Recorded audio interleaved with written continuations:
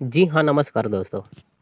नीलकमल सिंह का न्यू गाने का पोस्टर अभी-अभी लॉन्च किया गया है, जो कि इस गाने में बहुत ही झकास वीडियो शूटिंग किया गया है और इस वीडियो में बताने जा रहा हूँ इस गाने की पूरी कंप्लीट जानकारी।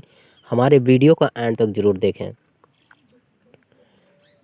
जितने भी नीलकमल सिंह का फ़ैन है, आप सबको बेसब्री से इंतज़ार रहता है कि नीलकमल सिंह का अगला गाना कब आ रहा है, किस चैनल से आ रहा है। तो और आज इस वीडियो में बताने जा रहा हूँ इस पूरी कंप्लीट जानकारी।